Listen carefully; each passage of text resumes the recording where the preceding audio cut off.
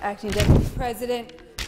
Let's just turn to the words here from the House of Representatives. It is important to respect the Parliament. It is important to respect. I want to pick up on the word respect, because this is a government and this is a Prime Minister who does not understand what it is to respect the Australian people, to respect hard-working Australians who are doing it tough during this pandemic. Right now, in Australia, we know there are 1.5 million people on job seeker. We know that there are 2 million Australians, our fellow citizens, who are relying on the coronavirus supplement. And while there is promising news about vaccines, we don't know when a vaccine is going to come. We don't know what is going to happen in the economy over the next few months. We know this government spent $15 million to come up with one word, comeback. They think the economy is coming back. They've made a $15 million bet that it is, but we know the snapback didn't occur.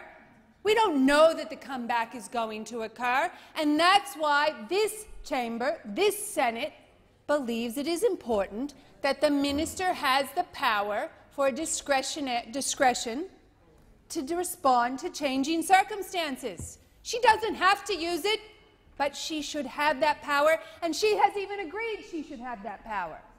And the Leader of the Senate, the opposition in the Senate, is correct. We are here because the Prime Minister only respects one thing: his own ego, his own standing in the community. He doesn't care about Australians who are doing it tough. And if we want to talk about the lack of respect from this Prime Minister, let's talk about the lack of respect he has for Australians in aged care. He gets delivered a report called Neglect from the Royal Commission. It talks about older Australians, our parents and grandparents, starving in their beds, with wounds, with ants and maggots crawling out of it. And does this Prime Minister respond? Does he allocate the money sufficient to give a response? Does he ensure that there is a plan in place when a deadly pandemic hits our shores? Does he deal with the fact he has an incompetent minister who is censured by this Senate? No, the disrespect that this Prime Minister shows for older Australians in aged care, that's a sign of his disrespect, not just for the Parliament, but for the Australian people and for older Australians in aged care. Let's talk about his disrespect for workers, Donato workers, deliberately excluded from JobKeeper by this Prime Minister and this government. These are Australian citizens who paid Australian taxes and worked hard in Australian jobs, but this Prime Minister disrespected them and discarded them from JobKeeper. Let's talk about the Qantas workers. The Qantas workers, this Prime Minister disrespected them. 2,000 Qantas workers got the sack this month. Got the sack. Their jobs were outsourced. Their jobs didn't disappear. Let's understand this. This wasn't a pandemic problem. This was a privatization and outsourcing and approach by Alan Joyce and Qantas, and they were allowed to do it by this Prime Minister. Qantas was given JobKeeper by this government, and what did they do? This government stood by, no plan for aviation, no plan for workers, and let Qantas disrespect. So don't talk to me about respecting the Parliament, Prime Minister. You haven't shown respect. You're not showing respect to the victims of the bushfires. You told us you don't hold a hose, Prime Minister. You haven't even done the decency to deliver 1 cent out of the Emergency Relief Fund for bushfire victims. People are still living in caravans on the south coast of New South Wales because this Prime Minister disrespects the trauma of their experience.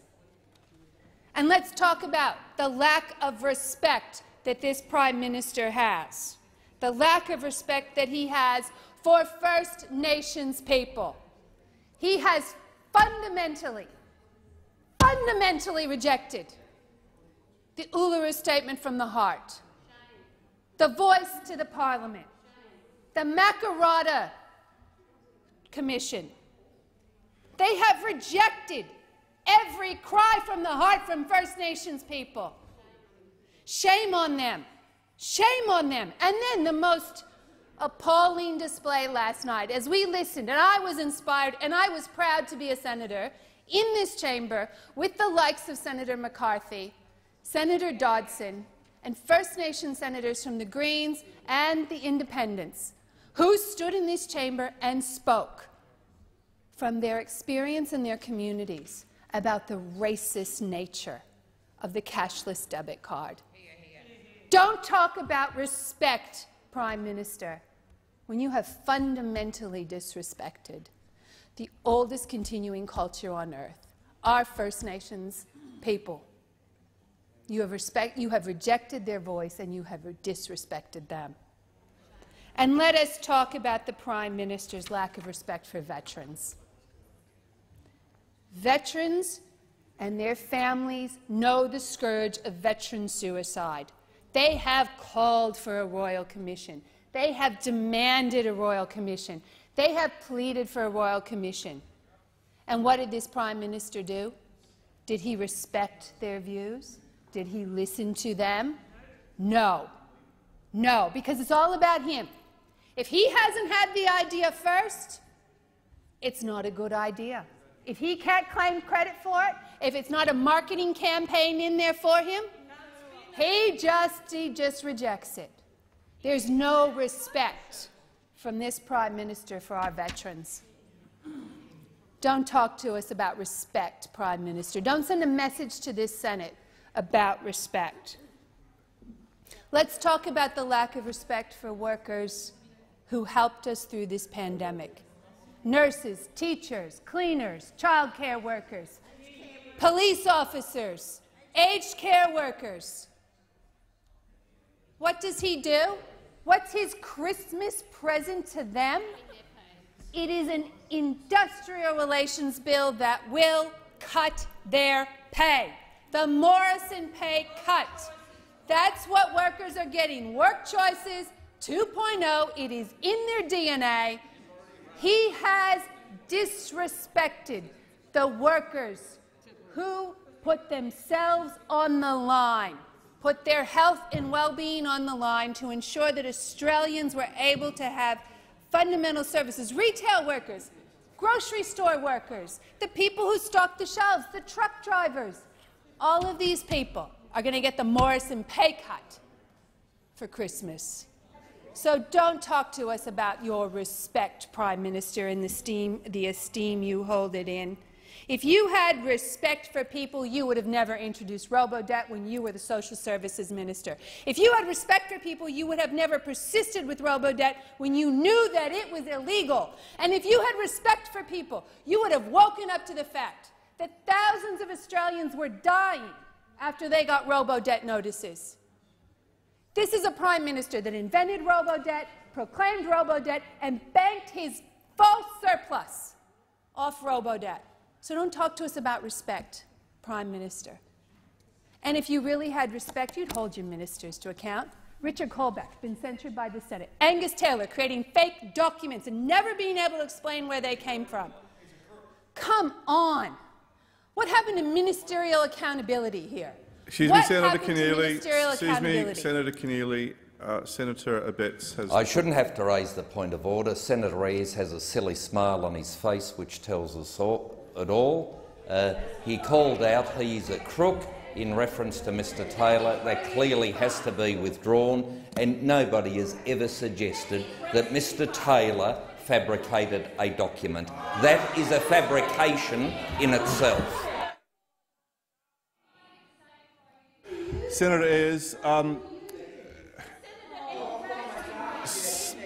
order. Senator Ayres, order. Senator Ayres, it would assist the chamber if you could withdraw, please. Well, a silly grin is my resting face, but if it assists the chair, I'll withdraw. Thank you. Senator Keneally. Thank you.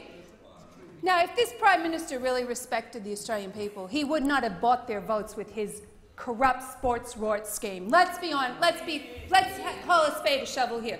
This corrupt government bought votes in marginal seats with their colour-coded spreadsheets and their corrupt sports rort scheme, and they still haven't. They voted against accountability of Senator McKenzie, fronting up to the Sports Rorts Committee. So don't talk to us about your bloody respect, Prime Minister. Don't talk to us about it. Order. This legislation should go back. We should insist upon this amendment because it is the right thing to do, and the Prime Minister should respect the will of this Senate. Senator Patrick. Thank you, Mr. President. I'm just rising to perhaps look at this from a slightly different